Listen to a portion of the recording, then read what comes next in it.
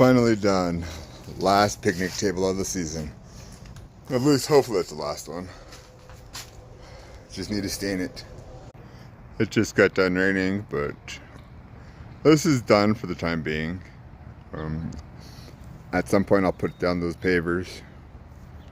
But it's got little nice spots for flowers at each corner. And a nice place to sit.